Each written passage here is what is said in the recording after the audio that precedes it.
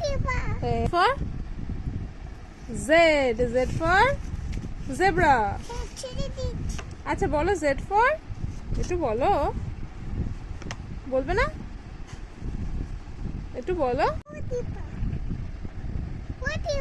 এই বলতে নেই।